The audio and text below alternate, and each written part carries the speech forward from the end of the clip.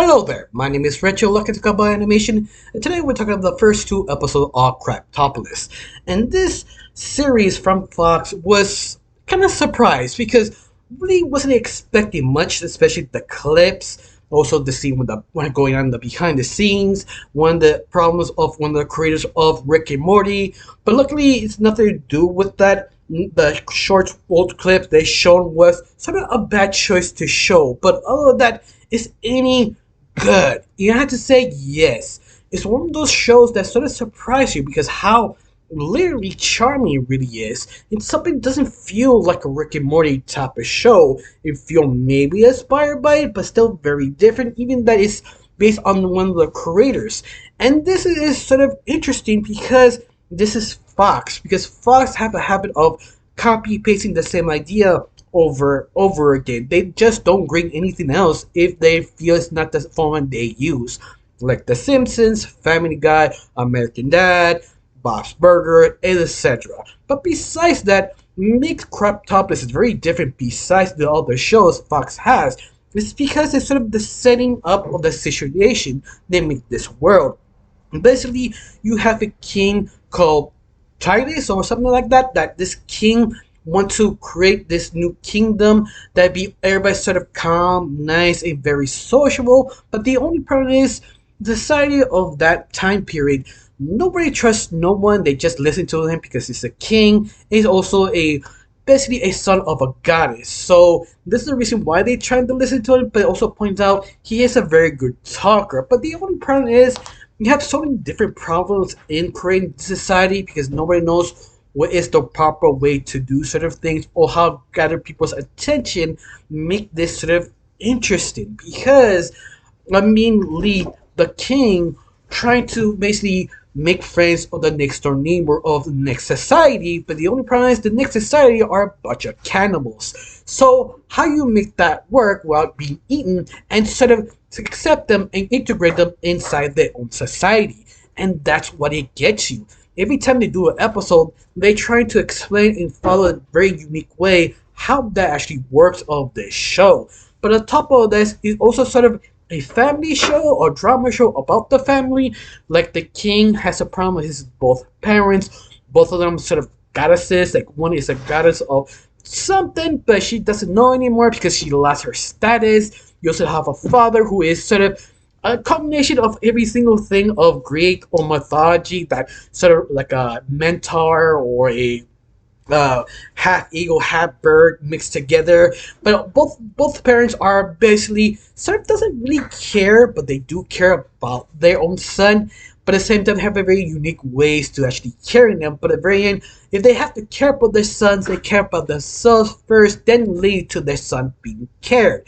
Sounds very unique and weird, but it works. But I love it. It's sort of making fun of sort of happy endings or how family drama actually works. Because at the very end, everybody's sort of selfish and they play around the idea.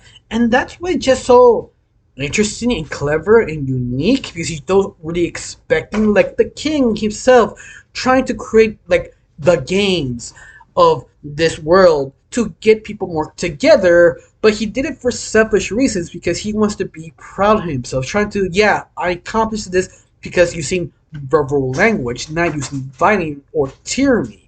And ironically, her mother took away from him all about her, but he wanted to make it about him. But he realizing, yeah, maybe it is not about me, it's about my people. And then sort of make fun of that, but a very unique, ironic way that's so clever. You just like, yeah, like every time they do a show something like this, they do the same thing and they point it out and making fun of it. But a way it's not just sort of mean spirited. They always try to make it sort of kind of be between mean, but kind of happiness onwards. It's a very unique kind of a trick, but it works. And I think that's what it makes it so charming, especially all the comedy is sort of kind of British kind of type of comedy. You don't mean all the voice actors are British, they are, but yeah, they use a sort of British wit type of comedy. If you don't want to talk about, think of it like the Ghostbusters, because the Ghostbusters is a part of the best example of that sort of British type of comedy. Just amp up to the 11 a little bit more to make it more obvious, because Americans are not used to sort of witty type of humor, really clever humor that just sort of charming but never laugh out.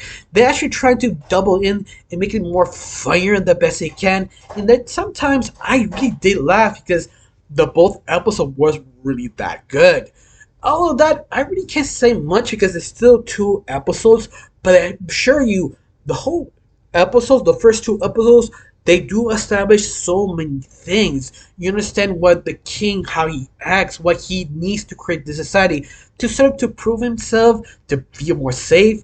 Also explain how he is because his mother and father, how they don't care. Also, he has other siblings who want to kill him, but at the same time understand why they need him.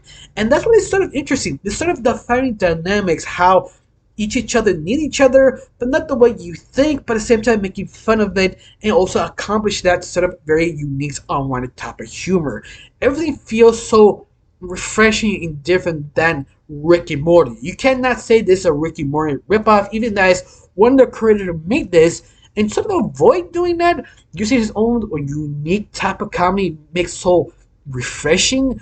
I don't know you, the fact how you felt about this brand new series, at least this two first episodes, because honestly we don't know. Could be a better show later on in the series, or could be or mid show, would be very bad later on. This kind of thing you really don't know. But the first two episodes sold me. I actually tried to see more. Maybe I can make a season one review because it's just so enjoyable, likable, and interesting what they sort of dip into this type of show. But anything else, I really can't say just one question. Do you like the series? Do I recommend it? Well, yes, at least watch for the first episode.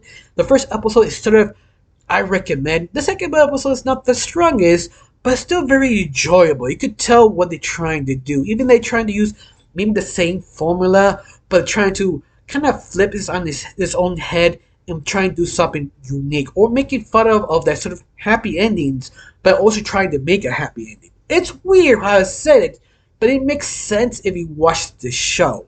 But other than that, I really can't say anything much. Just thank you for watching. Don't forget to subscribe and have a wonderful day. Bye.